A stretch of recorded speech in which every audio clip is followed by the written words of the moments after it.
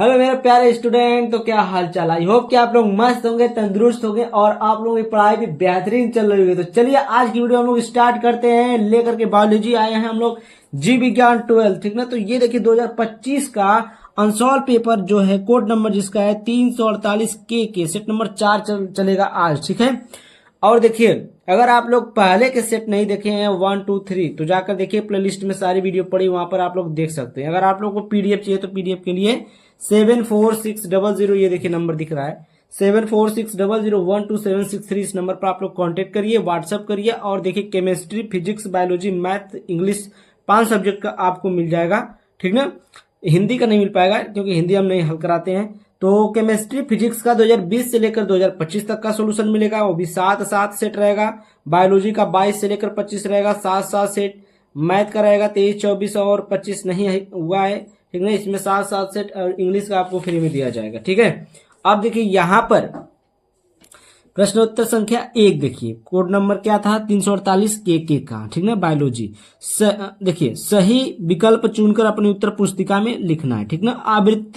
आवृत्त बीजी के भ्रूणपोष हैं, इसमें कौन सा सही होगा आपका? तो ऑप्शन नंबर 3 वाला इसमें देखिए ऑप्शन लगा हुआ है, क्योंकि हमको पीडीएफ बनाना रहता है तो पहले हम फोटो निकाल लेते हैं, तो यहाँ पर सही का टिक लगा देते हैं। तो त्रिगुड़ी, ठीक है। आवृत्त बीजी के भ्रूणपोष हैं कौन? त्रिगुणित होंगे, ठीक। ऑप्शन नंबर आपका 3 वाला क्या हो जाएगा? सही जवाब हो जाएगा। उसके बाद आपका सेकंड क्वेश्चन है, मेंडल के एकल संकर क्रॉस में मटर के लंबे और बौने पौधों का फिनोटाइप अनुपात होता है। तो इसका जो फिनोटाइप अनुपात होता है वो होता है 3:1 होता है, ठीक ना। कितना होता है? 3:1 होता है, ठीक। तो ये आपका ऑप्शन नंबर क्या हो जाएगा? फर्स्ट वाला सही जवाब हो जाएगा। उसके बाद क्वेश्चन नंबर 3 आता है आपका, टाइफाइड के रोग जनक का नाम लिखिए, ठीक ना। तो टाइफाइड के रोग जनक का जो नाम होता है वो क्या होता है? साल्मोनेला होता है। क्या होता है? साल्मोनेला होता है। तो यहाँ पर देखिए प्रश्न नंबर आपका घ वाला है कि निम्नलिखित में से कौन सा लक्षण मरुस्थलीय पौधे का नहीं है, ठीक ना। इसमें कौन सा, जो इसमें चारों में से लक्षण है कि जो मरुस्थलीय पौधों का नहीं है? तो यहाँ पर देखिए पहला है, पत्ती की सतह पर मोटी उपत्वचा होती है, ये वाला नहीं है। रंध्र गहरे गर्त में व्यवस्थित होते हैं, ये वाला नहीं। पत्तियों पर रंध्र दोनों सतहों पर बराबर संख्या में पाए जाते हैं। तो ऑप्शन नंबर आपका 4 वाला क्या हो जाएगा? आपका सही जवाब होगा, ठीक है। यह प्रश्न नंबर 1 जो था आपका खत्म हुआ। अब देखिए प्रश्न उत्तर संख्या आता है आपका अति लघु उत्तरीय प्रश्न आता है, जो कि ये भी 1-1 नंबर का पूछा जाता है। प्रश्न नंबर 2, ठीक है। जैव विविधता क्षति के कोई 2 कारण बताइए। तो बस कारण बताना है। तो इसमें जिस प्रकार से जितना नंबर का क्वेश्चन पूछा जाता है उसी प्रकार से उतना ही आपको लिखना है, ठीक ना, आंसर। तो यहाँ पर देखिए जैव विविधता क्षति के कोई 2 कारण बताइए। तो यहाँ पर क्या हो जाएगा आपका? वनों की कटाई, पहला कारण लिखेंगे वनों की कटाई, दूसरा प्रदूषण लिख दीजिएगा, ठीक।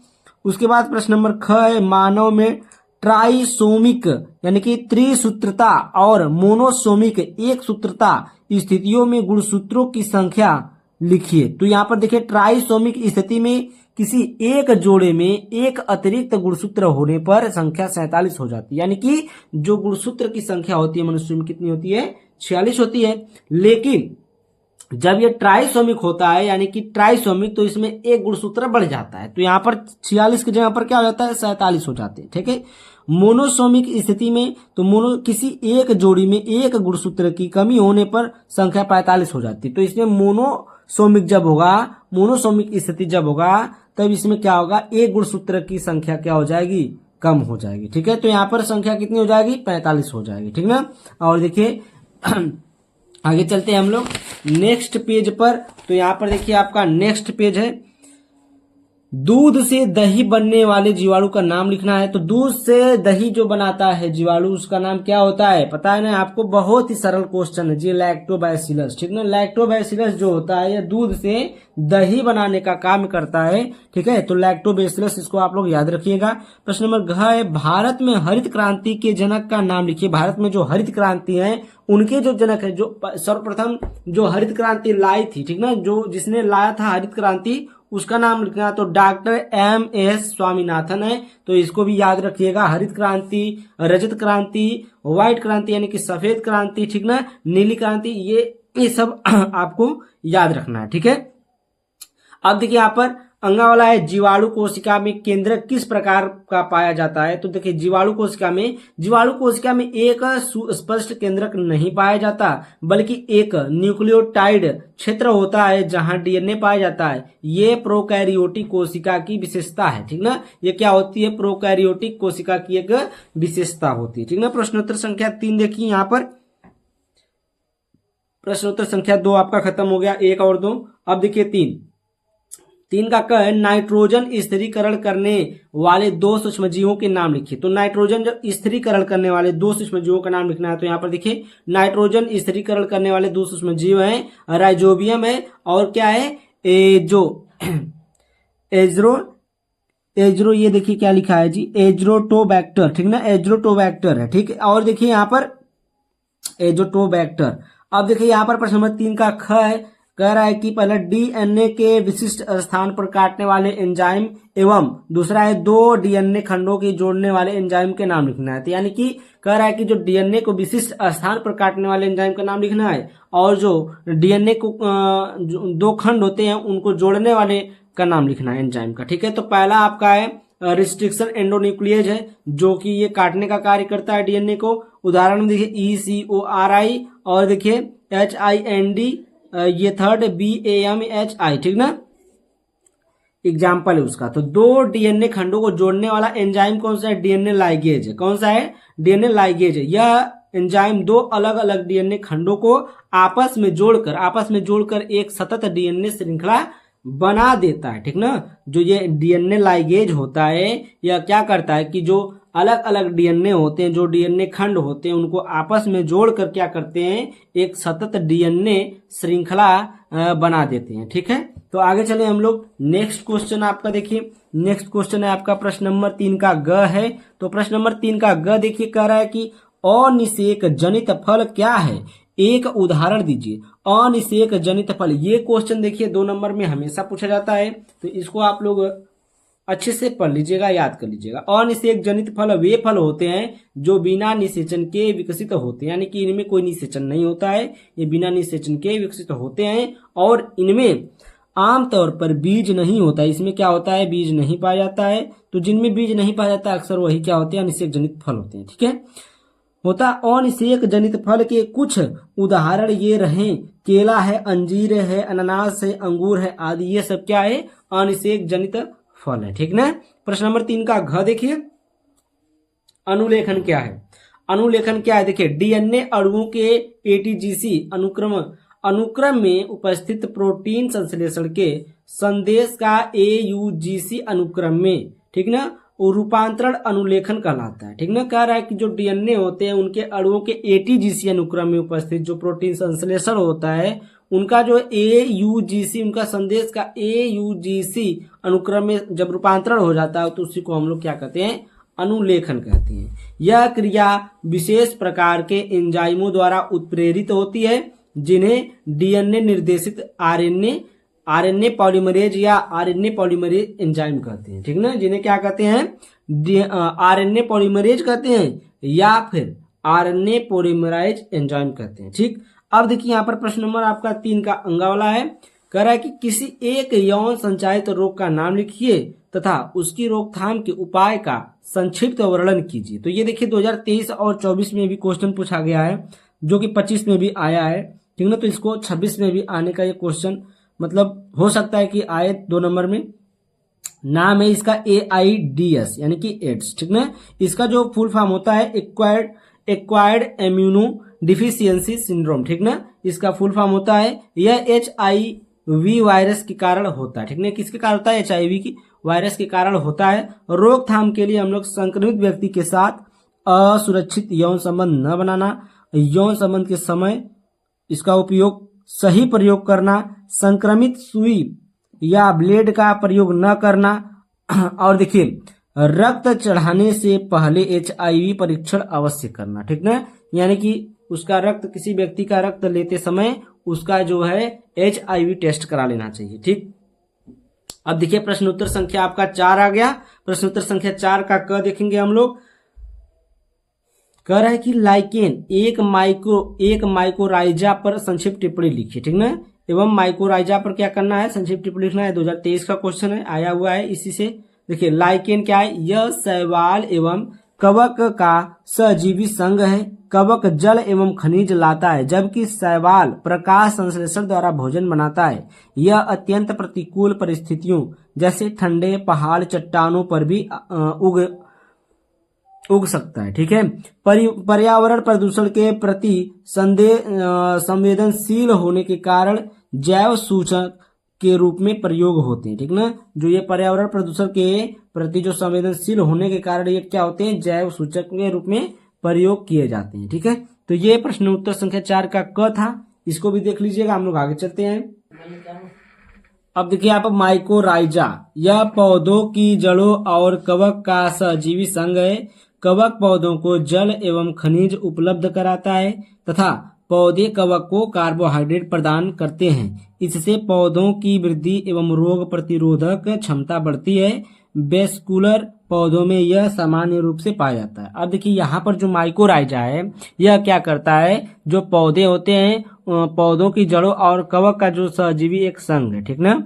कवक पौधों को जल एवं खनिज उपलब्ध कराता है। जो ये कवक जो है ये क्या करता है, पौधों को जल और खनिज यानी कि खाने की वस्तुएं उनको पोषण प्रदान करता है, ठीक है। कार्बोहाइड्रेट प्रदान करते हैं। इससे पौधों की वृद्धि एवं रोग प्रतिरोधक क्षमता बढ़ती है। इससे क्या होता है, जो पौधे होते हैं उनकी वृद्धि होती है और रोग प्रतिरोधक क्षमता भी इससे क्या होती, बढ़ती है। वेस्कुलर पौधों में यह सामान्य रूप से पाया जाता है। जो वेस्कुलर पौधे होते हैं उनमें यह क्या पाया जाता है, माइकोराइजा एकदम सामान्य रूप से पाया जाता है, ठीक है। नेक्स्ट क्वेश्चन आपका प्रश्न नंबर 4 का ख है। अब आपका आ गया प्रश्न नंबर 4 का ख। देखिए मधुमक्खी पालन से आप क्या समझते हैं, संक्षेप में स्पष्ट कीजिए, यानी कि इसको संक्षेप में बताना है कि मधुमक्खी पालन से आप क्या समझते हैं, ठीक है। देखिए शहद और मोम के उत्पादन के लिए मधुमक्खियों के छत्तों का रख रखाव ही मधुमक्खी पालन अथवा मौर पालन कहलाता है, ठीक ना। क्या कहलाता है, शहद और मोम के उत्पादन के लिए जो मधुमक्खियों के छत्तों का रख रखाव ही मधुमक्खी पालन अथवा मौर पालन कहलाता है, ठीक है। मधुमक्खी पालन का व्यवसाय किसी भी क्षेत्र में जहां जंगली झाड़ियां, फलों के बगीचों तथा लहलहाती फसलों के पर्यावरण, कृषि क्षेत्र या चारागाह हो वहां किया जा सकता है। मक्खी के छत्तों को किसी के घर के आंगन तथा बरामदों अथवा यहाँ तक कि छत पर भी रखा जा सकता है। मधुमक्खी पालन में अत्यधिक श्रम की आवश्यकता नहीं होती है। जो मधुमक्खी पालन में बहुत ज्यादा परिश्रम नहीं कराता है, नहीं उसमें बहुत ज्यादा मेहनत करना रहता है, ठीक ना। ये आसानी से किया जा सकता है। लेकिन कौन मधुमक्खी पालने जाएगा अपने घर में, कोई नहीं पालेगा, ठीक है। तो लेकिन इसकी मतलब मधुमक्खी पालन कहीं ना कहीं जरूर होता है। यहाँ पर देखिए प्रश्न नंबर 4 का गए, बीज क्या है, किसी एक बीज की संरचना का वर्णन कीजिए। ये देखिए 2023 में क्वेश्चन सेम टू सेम आया हुआ है। और देखिए ज्यादातर ये 2 साल का अंतर करके क्वेश्चन पूछा गया, यानी कि देखिए 2024 था, जो 25 में जो पेपर होने वाला था 24 को छोड़कर 23 में आया था पेपर, ठीक है। 23 वाला पेपर पूछा था। यहाँ पर देखिए आवृत्ति, और इस बार जो है 25 को छोड़कर 24 का क्वेश्चन जरूर आने वाला है, ठीक है। आवृत्त बीजी पौधों में बीजांड के निषेचन के बाद फल के अंदर बनने वाली विशेष रचना बीज कहलाते हैं, ठीक ना। जो आवृत्त बीजी जो पौधे होते हैं उनके जो बीजांड होते हैं, जब निषेचन हो जाता है तो उसके बाद जो फल के अंदर जो बनता है, जो कड़ा सा होता है, उसको हम लोग क्या बोलते हैं, बीज बोलते हैं। जैसे आम में होता है ना गुठली, उसको हम लोग क्या बोलते हैं, उसका बीज है। आम में गुठली हो गया, अखरोट में हो गया, छुहाड़ा में हो गया, इस प्रकार से जो भी है उसमें, तो उसको हम लोग क्या बोलते हैं, बीज बोलते हैं, ठीक है। बीज एक निषेचन बीजांड से विकसित होता है और इसमें एक भ्रूण होता है। इसमें क्या होता है, एक भ्रूण भी पाया जाता है जो एक नए पौधे के रूप में विकसित होता है। जिसका हम नाम ले रहे हैं, जैसे आम को अगर कहीं आप फेंक देते हैं तो वो क्या होता है, जम जाता है, ठीक ना। तो वो क्या होता है, उसमें भी क्या होता है, भ्रूण होता है, ठीक, जो एक नए पौधे के रूप में विकसित होता है। इसके विपरीत फल एक फूल के परिपक्व अंडाशय से विकसित होता है और इसका मुख्य कार्य अपने अंदर के बीजों की रक्षा करना और उनके प्रसार को सुगम बनाना। यानी कि कह रहा है कि जो विकसित होता है जो और जो इसका जो मुख्य कार्य होता है, जो कड़ा सा होता है, उसका जो मुख्य कार्य होता है जो अपने अंदर जो बीजों की रक्षा करता है, वो क्या करता है, जो बीज होते हैं उसको उसकी रक्षा करता है और उनके प्रसार को सुगम बनाना है, यानी कि सुगम बनाता है। ठीक है, अब देखिए यहाँ पर प्रश्न नंबर 4 का घ है, प्रतिरक्षण के सिद्धांत का संक्षेप में वर्णन कीजिए, निष्क्रिय प्रतिरक्षण पर भी टिप्पणी लिखिए। तो यहाँ पर देखिए प्रतिरक्षण का सिद्धांत, शरीर की प्रतिरक्षा प्रणाली को किसी बीमारी के खिलाफ लड़ने के लिए तैयार करना है। यह सिद्धांत दो मुख्य प्रकार के प्रतिरक्षण पर आधारित है, सक्रिय और निष्क्रिय प्रतिरक्षण।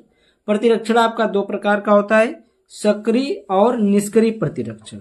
जो शरीर की प्रतिरक्षा प्रणाली को किसी बीमारी के खिलाफ लड़ने के लिए तैयार करता है, वही तो है प्रतिरक्षण का सिद्धांत। ठीक है, और देखिए यहाँ पर निष्क्रिय पक्ष, यहाँ कहा है कि निष्क्रिय प्रतिरक्षण पर टिप्पणी लिखना है। तो यहाँ पर देखिए निष्क्रिय प्रतिरक्षण, जब शरीर की रक्षा के लिए बने बनाए एंटीबॉडी सीधे ही शरीर को दिए जाते हैं तो यह निष्क्रिय प्रतिरक्षा कहलाती है। जैसे मान लीजिए आप कभी बीमार पड़ते हैं तो आपको कभी सुई लगी होगी, तो उस सुई में जो दवा बनी होती है, जो दवा होती है, वो सीधे शरीर में जाती है। ठीक ना, जब शरीर की रक्षा के लिए बनी बनाई एंटीबॉडी है, जो दवा है, वो सीधे जब शरीर में जाती है सुई द्वारा, तो उसी को हम लोग क्या बोलते हैं, निष्क्रिय प्रतिरक्षा कहते हैं। ठीक है, बात समझ में आई। आगे देखिए प्रश्न उत्तर संख्या 5 है। प्रश्न उत्तर संख्या 5 का क है। अब देखिए यहाँ पर भ्रूणपोष क्या है, इसके विकास की प्रक्रिया तथा कार्य बताइए। तो ये 2023 में क्वेश्चन पूछा हुआ है, तो 2023 में क्वेश्चन 2025 में आया है, तो 2024 का क्वेश्चन 2026 में जरूर आएगा। तो 2024 वाला ज्यादा इंपॉर्टेंट है, 25 वाला भी आप लोग बढ़िया से देखिएगा। भ्रूणपोष हेडिंग लगाइए। अब लिखिए यहाँ पर, पुष्प पादपों में द्विनिषेचन के समय नर युक्त तथा ध्रुवीय केंद्र के संलयन से त्रिगुणित प्राथमिक भ्रूणपोष ऊतक के रूप में विकसित होता है। यह विकासशील भ्रूण को पोषण प्रदान करता है। यह क्या करता है, जो विकासशील भ्रूण होता है उसको पोषण प्रदान करता है। ठीक है, अब देखिए यहाँ पर, तो यहाँ पर देखिए भ्रूणपोष का विकास निषेचन पूर्व ही हो जाता है, अतः यह अगुणित होता है। जो भ्रूणपोष होता है इसका जो विकास होता है, वह निषेचन के पूर्व यानी कि पहले ही हो जाता है, और यह क्या होता है, अगुणित होता है। ठीक ना, द्विगुणित नहीं होता है, अगुणित होता है। कार्य इसका देखिए, इसमें भोज्य पदार्थ पाया जाता है जो भ्रूण को पोषक प्रदान करता है। यह इसमें क्या होता है, इसमें भोज्य पदार्थ पाया जाता है जो भ्रूण को पोषक प्रदान करता है। और दूसरा है, यह बीज अंकुरण के समय भोजन प्रदान करती है। जो यह बीज होती है, यह अंकुरण के समय क्या करता है, भोजन प्रदान करती है। ठीक है, अब देखिए आपका प्रश्नोत्तर संख्या 5 का ख है, जलीय पौधे अपने वातावरण में अनुकूलित हैं, उदाहरण तथा चित्रों की सहायता से स्पष्ट कीजिए। तो यहाँ पर देखिए जलीय पौधे, जिन्हें हाइड्रोफाइट्स भी कहा जाता है, पानी में रहने के लिए विशेष रूप से अनुकूलित होते हैं। ठीक ना, जलीय पौधों को हम लोग क्या बोलते हैं, हाइड्रोफाइट्स भी कहते हैं। ठीक ना, जो पानी में रहते हैं। अब देखिए इनके अनुकूलन में पानी की धाराओं को झेलने के लिए लचीले तने प्रकाश संश्लेषण को अधिकतम करने के लिए चौड़ी सपाट पत्तियां और उछाल के लिए हवा से भरे स्थान शामिल है। तो इनके लिए देखिए जो होता है, इनके लिए क्या है कि जो सपाट पत्तियां यानी कि जो चौड़ी, उसकी जो तने होती है चौड़ी होती हैं, और जो सपाट पत्तियां हैं, ठीक ना, और उछाल के लिए हवा से भरे स्थान शामिल, इसके लिए जो है हवा से भरे स्थान को रहना चाहिए। ठीक है, और देखिए उदाहरण है जैसे कमल हो गया, गन्ना हो गया इत्यादि। तो इनका चित्र नहीं बना है, यहाँ पर चित्र आप लोग बना लीजिएगा। जड़ें पानी या दलदली मिट्टी में होती है, लेकिन तना और पत्तियां पानी के ऊपर निकल जाती है। पत्तियों में मोमी परत होती है ताकि पानी न टिके। ठीक ना, इसमें पानी न टिके इसलिए उसमें क्या होती है, मोमी होती है। ठीक, ये यहाँ पर हम चल रहे हैं प्रश्न नंबर 5 का ग हम लोग को हल करना था। तो ये पर क्वेश्चन देखिए है, मानव इंसुलिन पर टिप्पणी लिखिए, ठीक ना। ये देखिए 2023 में क्वेश्चन आया है, तो ज़्यादातर 2023 के क्वेश्चन ही 2025 में पूछे गए हैं। तो इस हिसाब से आप लोग लगा लीजिए कि 2025 का नहीं, 2024 का ज़्यादातर क्वेश्चन आने वाला है 2026 में, ठीक है। तो देखिए मानव इंसुलिन पर टिप्पणी। इंसुलिन एक लघु प्रोटीन हार्मोन्स है, यह अग्नाशय के बीटा कोशिका के द्वारा बनता है, ठीक ना। जो इंसुलिन होता है यह क्या होता है, एक लघु प्रोटीन हार्मोन्स है, यह अग्नाशय के बीटा कोशिका के द्वारा बनता है, ठीक ना। यह रुधिर में ग्लूकोज की मात्रा पर निर्भर होता है, यह क्या होता है, ग्लूकोज की मात्रा पर निर्भर होता है, ठीक है। और देखिए जब शरीर में इंसुलिन की कमी हो जाती है तो रक्त में ग्लूकोज की मात्रा बढ़ जाती है। और देखिए जब शरीर में क्या होता है, इंसुलिन की जब कमी हो जाती है ना तो ग्लूकोज की मात्रा बढ़ जाती है, जिसे मधुमेह कहते हैं, जिसे हम लोग क्या कहते हैं, मधुमेह। मधुमेह मतलब क्या होता है, शुगर जिसे कहते हैं, ठीक है। क्या होता है, शुगर कहते हैं उसे। अब इसका देखिए कार्य, ठीक है। कार्य देखिए जब हम भोजन करते हैं तो हमारा शरीर कार्बोहाइड्रेट को ग्लूकोज में बदल देता है। जब भोजन करते हैं ना तो उसमें क्या होता है, कार्बोहाइड्रेट होता है। जो भी खाना खाते हैं तो उसमें कार्बोहाइड्रेट होगा ही। तो कार्बोहाइड्रेट जो होता है उसको क्या करता है, हमारा जो शरीर होती है वो ग्लूकोज में बदल देती है कार्बोहाइड्रेट को, ठीक। जो रक्त प्रवाह में प्रवेश करता है, इंसुलिन ग्लूकोज को कोशिकाओं में प्रवेश करने में मदद करता है। जो इंसुलिन होती है, इंसुलिन ग्लूकोज को जो होता है कोशिकाओं में क्या करता है, प्रवेश करने में ये मदद करता है, ठीक है। जहां इसका उपयोग ऊर्जा के लिए किया जाता है। इसका उपयोग कहाँ किया जाता है, ऊर्जा के लिए। जो एनर्जी हम लोग में एनर्जी आती है उसी के कारण आती है, ठीक ना। या बाद में उपयोग के लिए संग्रहित किया जाता है, या बाद में हम लोग उपयोग करने के लिए उसको एनर्जी को संग्रहित करते हैं, ठीक है, शरीर में। अब देखिए प्रश्न नंबर 5 का घ है। प्रश्न नंबर 5 का घ कह रहा है कि रिस्ट्रिक्शन एंडोन्यूक्लिएज क्या है, कोई दो उदाहरण दीजिए। ये भी 2023 में पूछा हुआ क्वेश्चन है। रिस्ट्रिक्शन एंडोन्यूक्लिएज देखिए, प्रतिबंधन एंडोन्यूक्लिएज एंजाइम को आणविक कैची भी कहते हैं। जो ये आपका रिस्ट्रिक्शन एंडोन्यूक्लिएज, इसको प्रतिबंधन एंडोन्यूक्लिएज भी कहते हैं, ठीक है। और इसको जो है आणविक कैची भी कहते हैं, जो काटने का कार्य करती कैची, ठीक ना। यह एक विशेष प्रकार के एंजाइम है। इसकी खोज आर्बर ने 1965 में की थी। इसकी खोज कब हुई थी, आर्बर ने की थी। किसने की थी, आर्बर ने। और कब की थी, 1962 में, ठीक ना, 1962 में की थी, ठीक ना। यह मुख्यतः बैक्टीरिया द्वारा वायरल डीएनए से आत्मरक्षा के लिए बनाए जाते हैं। यह एंजाइम डीएनए द्विक में पाए जाते हैं। जो ये एंजाइम होते हैं वो कहाँ पाए जाते हैं, डीएनए द्विक में। द्विक संरचना जो होती है डीएनए की उसमें पाई जाती है, ठीक ना। पाए जाने वाले उन विशिष्ट नाइट्रोजनिक क्षारकों क्रमों को पहचानते हैं जो डीएनए के दोनों वलयकों में 5' से 3' देखिए 5' इसको कहेंगे 5' और इसको बोलेंगे 3', ठीक ना।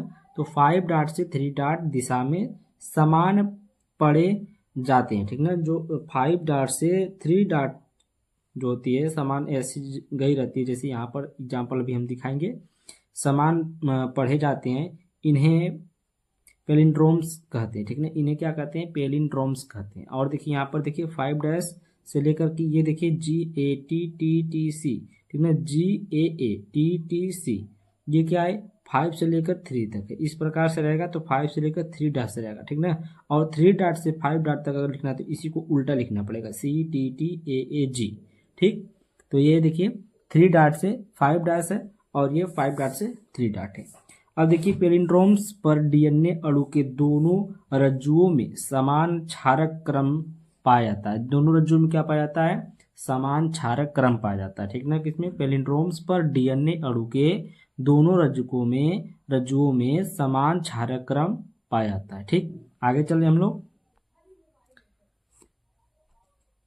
प्रतिबंधन एंजाइम बैक्टीरिया से अलग किया गया एक प्रोटीन है जो डीएनए को काटता है। जो प्रतिबंधन एंजाइम होता है ये बैक्टीरिया से अलग किया हुआ एक क्या होता है, प्रोटीन होता है, ठीक ना। प्रोटीन तो समझते हैं, वो प्रोटीन होता है जो डीएनए को काटता है। ये क्या करता है, डीएनए को काटता है। Eco I dry eye एलू small आदि, ठीक ना। उदाहरण के लिए आप लोग ई को आई लिखेंगे, ड्रा आई, एलू स्मॉल आदि, ठीक ना। ये क्या है आपका एग्जाम्पल है, ठीक, प्रतिबंधन एंजाइम का एग्जाम्पल है, ठीक ना। प्रश्नोत्तर संख्या आता है आपका 6। देखिए प्रश्न नंबर 6 का क देखिए, मेंडल के प्रभाविता नियम का वर्णन कीजिए। ये देखिए नियम जो है, प्रभाविता का नियम, पृथक्करण का नियम, ये सब नियम जो है बहुत ही ज़्यादा इंपॉर्टेंट है, ठीक ना, आपके परीक्षा के लिए बहुत ही ज़्यादा इंपॉर्टेंट है। तो यहाँ पर देखिए मेंडल के प्रभाविता का नियम, जब शुद्ध लंबे तथा शुद्ध बौने पौधों के बीच संकरण यानी कि क्रॉस कराया जाता है, यानी कि जो संकरण होता है, ठीक ना, यानी कि अगर एक कोई शुद्ध लंबा पौधा है और एक बौना पौधा है, दोनों को क्या किया जाए, उनके बीज को लेकर के क्रॉस किया जाता है, मिलाया जाता है दोनों के, तो प्रथम संतानी पीढ़ी F1 में विपरीत लक्षणों में से केवल एक लक्षण लंबापन जो प्रभावी है, ठीक ना, दिखाई देता है, यानी कि एक ही लक्षण उसमें दिखाई देगा जो लंबापन है, ठीक ना, देता है, और अप्रभावी लक्षण बौनापन छिपा रहता है, ठीक ना। उसमें जो बौनापन होता है, जो छोटा होता है, जो बौनापन होता है पौधा, वो उसका लक्षण जो होता है उसमें छिपा रहता है, ठीक ना। शुद्ध लंबा पौधा और यहाँ पर देखिए शुद्ध बौना पौधा, यहाँ पर देखिए शुद्ध लंबा पौधा, शुद्ध, ये देखिए इस कैपिटल टी जो है ये शुद्ध लंबा पौधा, यानी कि ये लंबे पौधे बड़े टी से दर्शाया गया है, और शुद्ध बौना पौधा को स्मॉल टी से दर्शाया गया है, यानी कि छोटे वाले टी से, और इनका देखिए संकरण कराया जा रहा है, इसका संकरण कराया जा रहा है, तो एक कैपिटल टी और एक स्मॉल टी लिया गया। तो यहाँ पर क्या बना, कैपिटल टी और स्मॉल टी बना, ठीक ना, क्या बना, कैपिटल टी और यहाँ पर स्मॉल टी बना। तो ये जो कैपिटल टी है और जो स्मॉल टी है, तो इसमें कौन सा पहले दिखेगा, तो कैपिटल टी दिखेगा। तो यही कह रहा है कि जो प्रथम जो संतानी होगी, उस जो F1 पीढ़ी होगी, उसमें आपका जो लंबापन होगा वही दिखेगा, ठीक ना। तो ये शुद्ध जो लंबापन पौधा है, ये आपका इसका गुण दिखेगा। तो टी, कैपिटल टी और स्मॉल टी सभी लंबे पौधे होंगे, इसमें जो पौधे होंगे ये सभी लंबे पौधे होंगे, ठीक है। आगे चले हम लोग, देखिए आपका प्रश्न नंबर 6 का ख है, निम्न में से किन्हीं दो पर संक्षिप्त टिप्पणी लिखिए। दो पर क्या लिखना है, संक्षिप्त टिप्पणी लिखना है। तो पहला आपका आणविक जीव विज्ञान का केंद्रीय सिद्धांत, इस पर देखिए टिप्पणी लिखेंगे हम लोग पहले। तो यहाँ पर उत्तर लिखिएगा, आणविक जीव विज्ञान का केंद्रीय सिद्धांत, जिसे अक्सर केंद्रीय सिद्धांत कहा जाता है, बताया है कि आनुवंशिक जानकारी का प्रवाह DNA से RNA और फिर प्रोटीन में होता है। और कहाँ होता है, DNA से RNA में होता है, फिर उसके बाद प्रोटीन में होता है।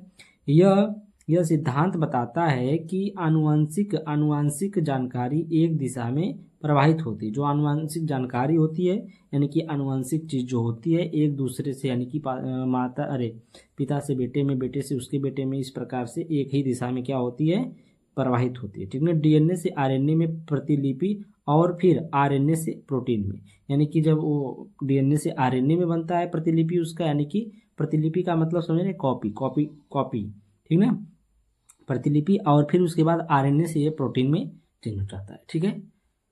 नेक्स्ट पेज पर चलते हैं हम लोग।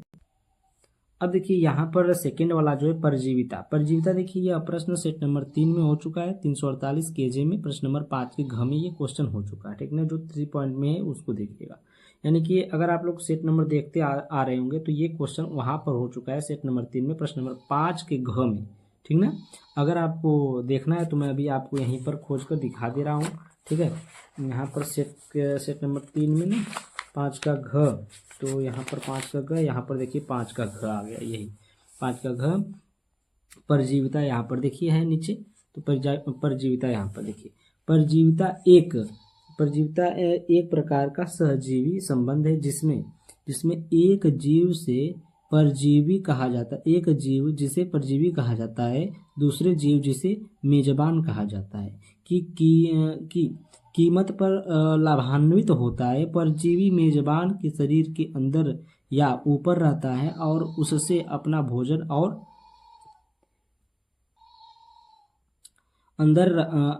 ऊपर रहता है और उससे अपना भोजन और पोषण प्राप्त करता है, ठीक ना, जिससे मेजबान को नुकसान होता है, ठीक ना, मेजबान को नुकसान होता है। उसमें परजीविता में क्या होता है कि दो होते हैं, एक मान लीजिए जीव है और एक मेजबान है। जो मेजबान है उसके ऊपर रहेगा परजीवी, ठीक है ना। तो परजीवी जो होगा कि उससे भोजन प्राप्त करेगा, लेकिन इसका तो फायदा होगा जो उसके ऊपर रहेगा, लेकिन जो उसके जिसके ऊपर रहेगा उसका नुकसान होगा, ठीक ना, यानी कि दोनों फायदा नहीं होगा। तो उदाहरण देखिए, फीता कृमि है, टीक है, जू है, अमरबेल है।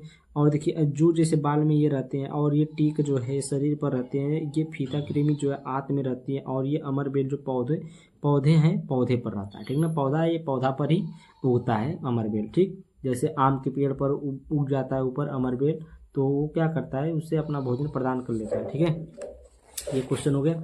अब देखिए तीसरी पॉइंट इसमें था असंग जनन। असंग जनन देखिए है, ये 2023 में पूछ चुका है, ठीक ना। कभी कभी पादप के जीवन चक्र लैंगिक जनन या युग्मक संलयन या अर्धसूत्री विभाजन की अनुपस्थिति में ही नए पादप का निर्माण हो जाता है। यह क्रिया असंग जनन कहलाती है। इसकी खोज विंकलर ने की थी। यह 2 प्रकार के होते हैं, ठीक ना। कायिक असंग जनन और देखिए अनिषेक बीजता।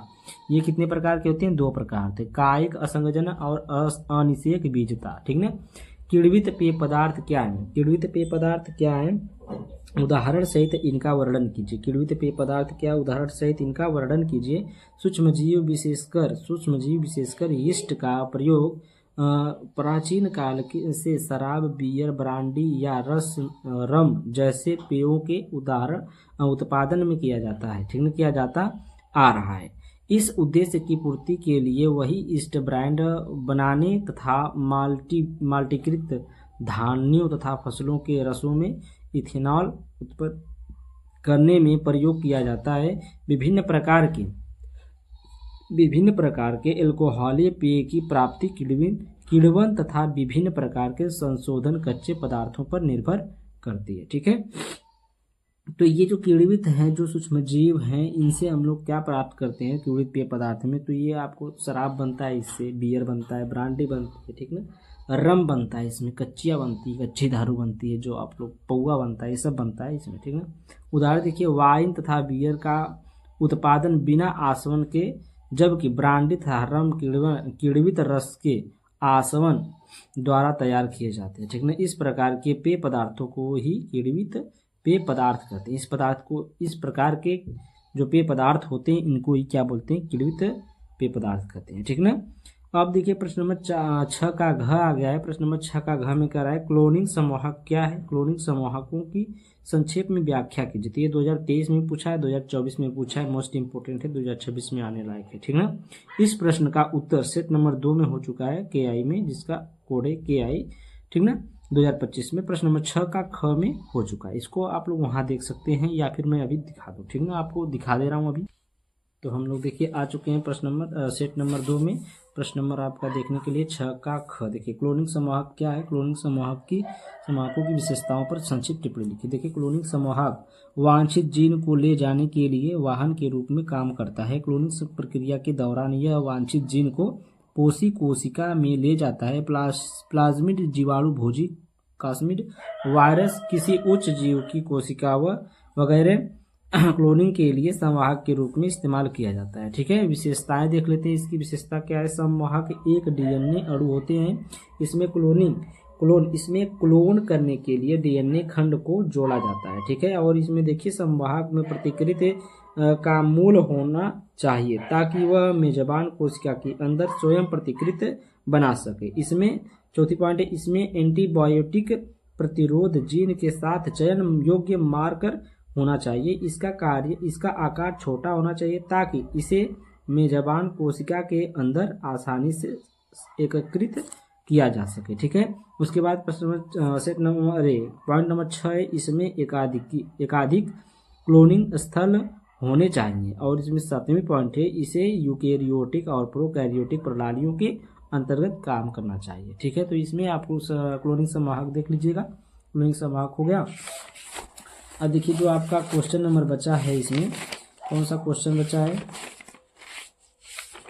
तो ये प्रश्न नंबर आपका प्रश्न नंबर 6 का घ तक हो चुका है। प्रश्न नंबर 7 है, तो प्रश्न नंबर 7 देखिए यहाँ पर है, प्रश्न नंबर 7, ठीक ना। प्रश्न नंबर 7 देखिए तो अब देखिए यहाँ पर प्रश्न नंबर 7 आ गया है, जो है लिंग संलग्न वंशागति से आप क्या समझते हैं। ये देखिए 2024 में क्वेश्चन आया, इसको किसी एक उदाहरण की सहायता से समझाइए। तो देखिए ऐसे लक्षण जिनके जीन लिंग गुणसूत्रों पर पाई जाती हैं उन्हें हम लोग लिंग संलग्न लक्षण कहते हैं। वर्णांधता जैसे है वर्णांधता। ये देखिए अब देखिए यहाँ पर वर्णांधता, जिसको हम लोग कलर ब्लाइंडनेस कहते हैं, ठीक ना, यह एक अप्रभावी जीन द्वारा नियंत्रित लिंग संलग्न रोग है। इसमें मनुष्य को लाल व हरे रंग में अंतर नहीं होता है, अतः यह रोग लाल हरा अंधापन कहलाता है। यह लिंग संलग्न अप्रभावी लक्षण है जो ये देखिए रिसेसिव जीन द्वारा होता है, ठीक है। इसका जीन एक्स गुणसूत्र पर रहेगा तो भी वर्णांधता हो जाएगा, ठीक ना। तथा महिलाओं में एक्स एक्स दोनों गुणसूत्रों पर जीन आएंगे तब वर्णांधता होता है, ठीक ना। यानी कि जो पुरुष होते हैं उसमें एक्स वाई होता है और जो महिला होती है उसमें एक्स एक्स होता है। तो पुरुष का जो एक्स गुणसूत्र है उस पर उस जो गुणसूत्र पर रहता है ये मतलब ये रोग जो होता है एक्स गुणसूत्र पर होता है, ठीक ना। अगर महिला में एक पर होगा तो नहीं होगा, अगर महिला में दोनों एक्स पर ये रहेगा तब ये जाकर के वो रोग होता है, ठीक ना। लड़कियों को, अगर लड़कों में ये एक्स है, एक्स वाई तो होता है लड़कों में, तो अगर एक्स पर ये वाला है तो हो जाएगा, उसको उस लड़का को क्या हो जाएगा, ये वाला जीन मतलब ये वाला रोग हो जाएगा, वर्णांधता वाला, ठीक। प्रश्नोत्तर संख्या देखिए 7 का अथवा है मानव कल्याण में सूक्ष्म जीवों की भूमिका पर निबंध लिखिए। निबंध लिखना है तो इसमें निबंध में जब कह देता है लिखने के लिए थोड़ा सा बढ़ा चढ़ाकर इसमें लिखना पड़ता है। तो सूक्ष्म जीवों का प्रयोग औद्योगिक उत्पाद जैसे लैक्टिक अम्ल, एसिटिक अम्ल तथा एल्कोहल उत्पन्न करने में किया जाता है। प्रतिजैविक जैसे पेनिसिलिन का उत्पादन लाभप्रद सूक्ष्म जीवों द्वारा किया जाता है। प्रतिजैविक संक्रामक रोग जैसे डिप्थीरिया है, काली खांसी है तथा निमोनिया है कि रोकथाम में महत्वपूर्ण भूमिका निभाते हैं। बहुत से सूक्ष्मजीव मनुष्यों के लिए अत्यंत ही लाभप्रद होते हैं, ठीक ना। जो बहुत जीव होते हैं कुछ। अब यहाँ पर देखिए, हम प्रतिदिन सूक्ष्मजीवों तथा सूक्ष्मजीवों से उत्पन्न उत्पादों का प्रयोग करते हैं। लैक्टिक अम्ल जीवाणु दूध में वृद्धि करते हैं जिससे वह दही में बदल जाता है। ब्रेड बनाने में प्रयुक्त गीले गूथे आटे का किण्वन से ये देखिए सेकेरोमा इसका नाम है, ठीक ना। यहाँ पर मैं भी कंफ्यूज हो गया, सेकेरोमा इसीज, ठीक ना। इसीज सेरिविसी नामक ईस्ट से किया जाता है, ठीक। कुछ पकवान जैसे इडली है तथा डोसा है इससे गीले आटे से बनाए जाते हैं, ठीक ना। जो आटा होता है जो पारोटी के लिए बनता है उसमें भी इसका उपयोग किया जाता है सूक्ष्मजीव का, क्योंकि उसको आटे को सान कर रख दिया जाता है 1-2 दिन तक, तो उसको पावरोटी बनाया जाता है, इडली डोसा उसी से बनता है, ठीक है। किण्वित किया गया होता है। जीवाणु तथा कवकों का प्रयोग चीज यानी कि पनीर को एक विशेष बनावट, स्वाद एवं तथा सुगंध देने के लिए किया जाता है। सूक्ष्म जीवों का प्रयोग औद्योगिक उत्पाद जैसे लैक्टिक एसिड, एसिटिक एसिड तथा एल्कोहल उत्पन्न करने में किया जाता है। 100 वर्षों से अधिक समय से सूक्ष्मजीवों का प्रयोग वाहित मल यानी कि जल मल के उपचार के लिए किया जा रहा है।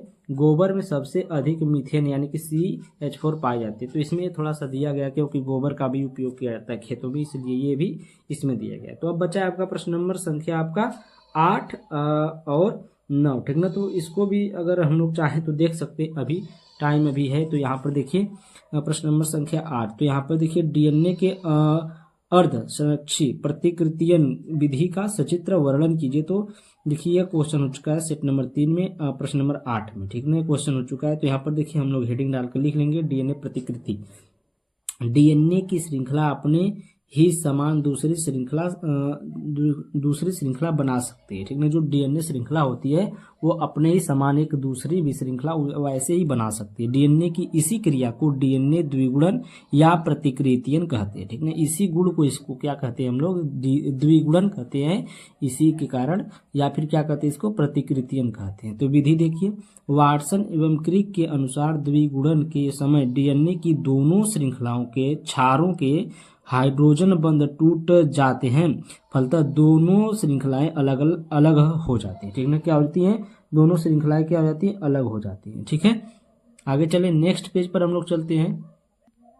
अब देखिए यहाँ पर प्रत्येक कोशिका के कोशिका द्रव्य तथा केंद्रक में स्वतंत्र न्यूक्लियोटाइड्स पाए जाते हैं। ये DNA की एक एकहरी श्रृंखला के साथ जोड़ी बना देते हैं, ठीक ना। स्वतंत्र एडेनिन न्यूक्लियोटाइड खुली श्रृंखला के थायमिन न्यूक्लियोटाइड और ग्वानिन साइटोसिन न्यूक्लियोटाइड से जुड़ते हैं, ठीक। इसके बाद शर्करा अणु अपने फास्फेट घटक से जुड़ करके खुली श्रृंखला के ही समान नई श्रृंखला बना देते हैं। इस प्रकार प्रत्येक खुली श्रृंखला पुनः नया कुंडलित डीएनए बना देती है। तो जिसे इस प्रकार से देखिए आप लोग, ये पूरा मान लीजिए डीएनए मॉलिक्यूल है, ठीक ना। डीएनए मॉलिक्यूल ऐसे बनता है, आपको पता है ना। जैसे मैं यहाँ पर देखिए गड़बड़ा दिया हूँ, बना नहीं सही से।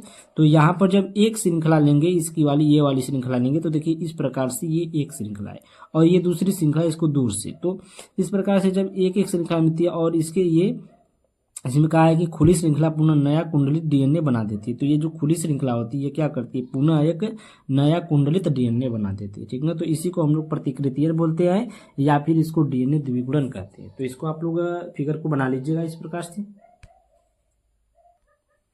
अब देखिए प्रश्नोत्तर संख्या आपका आता है 8 का अथवा, ठीक ना। 8 का अथवा देखिए जनसंख्या विस्फोट एवं इसके नियंत्रण पर निबंध लिखिए। तो ये देखिए 2023 में क्वेश्चन पूछा हुआ है, बहुत ज्यादा क्वेश्चन थे इसका पूछा गया, ठीक ना। जनसंख्या विस्फोट, जब किसी देश की जनसंख्या में मृत्यु दर में कमी होती है, ठीक है। मृत्यु दर में क्या हो जाती है, कमी हो जाती है, यानी कि मृत्यु कम होने लगती है, लेकिन जन्म दर में वृद्धि होती है, यानी कि इनकी जन्म दर जो होती है बढ़ने लगती है।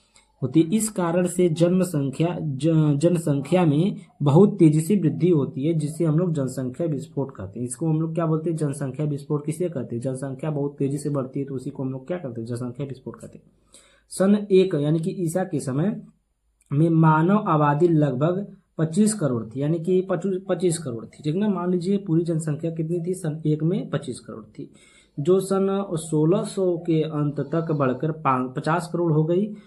50 करोड़ हो गई। भारत में जनसंख्या सन 1901 में 23 करोड़ थी और 23 करोड़ 80 लाख थी, ठीक ना। लेकिन अब सन 2026 में बहुत ही अधिक हो जाएगी, यानी कि ग्रामीण तथा अशिक्षित परिवारों में आज भी बाल विवाह की प्रथा प्रचलन में है, जिसके कारण कम आयु में ही ये दंपति संतानें पैदा करने लगते हैं। तो यहाँ पर देखिए ये 1901 में कितनी थी, 23 करोड़ 80 लाख थी। अब पता है कितनी होगी, 150 करोड़ के लगभग हो चुकी होगी, ठीक ना। 2026 तक ये कितना हो जाएगी, हो गई है 2026 तक ये लगभग, मतलब 25 ये लास्ट है, ये 25 चल रहा है, लास्ट मंथ है। तो ये 2026 तक कितना हो जाएगी पता है, 150 करोड़ तक हो जाएगी, ठीक। अब देखिए जनसंख्या नियंत्रण हेतु संविधान में कठोर कानूनी व्यवस्था होनी चाहिए। संविधान के 24वें संशोधन वर्ष 1976 में संसद और विधानसभाओं को जनसंख्या नियंत्रण के लिए कानून बनाने की अधिकार प्रदान किए गए हैं।